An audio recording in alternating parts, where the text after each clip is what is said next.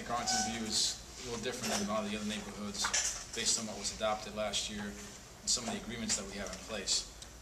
So the first part of the agenda is really focusing on last July of 2012, the neighborhood's area plan, the staff report that accompanied it, and the letters that we received from you all with a number of elements that you wanted us to consider as we move forward and implement that plan. So once we have a good understanding of what that was, we wanted to kind of come back to where we are today and illustrate how we're now implementing that vision and being true to a lot of the agreements that were put in place.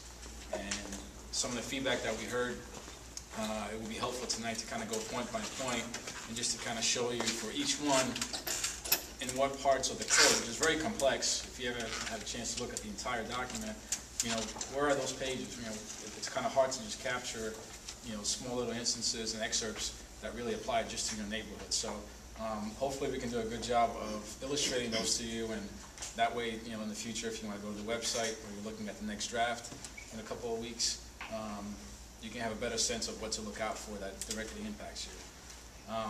Some of the things that were agreed to last year are incorporated into the code itself.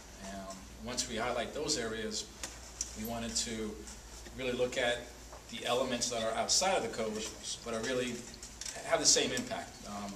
It's part of the reason why we're here is because we completed the parking and traffic analysis. That was, you know, one of the agreements that we had in place.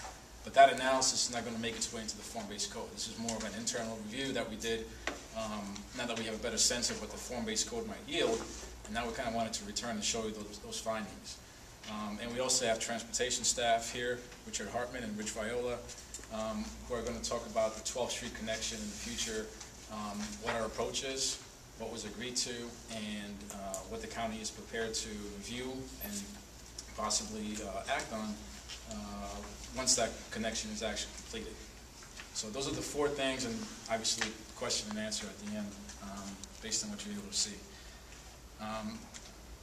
So the timeline, you know, starting from summer of 2012, you know, how we got here, you can kind of see the different phases we already completed, starting in the winter and moving into this summer.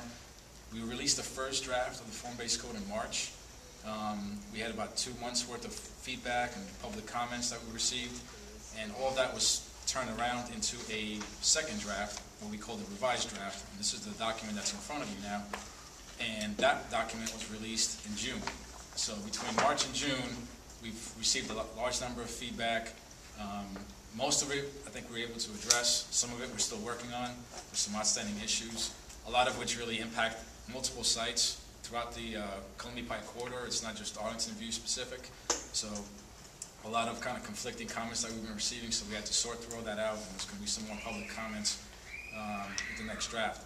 But really, phase 1, 2, and 3 are complete and behind us. Where we are now, as you can see, is July and really going into the summer, where we're going to combine all the feedback we heard so far on the revised draft, the second one, and incorporate that as well as anything else outstanding into a final draft. We anticipate that that version is going to come out in early September, as we are on track for a October request to advertise and a November county board meeting. So those are the next steps in where we're moving forward. So there is still rooms for receiving feedback. Hopefully we're much closer than we were before. But again, a lot of these are very complex issues. Some of the things that we're hearing impact multiple sections of the code. There's a lot of legal issues to sort through as well. So I think we've gotten a lot behind us, but there's still some of the more critical ones ahead.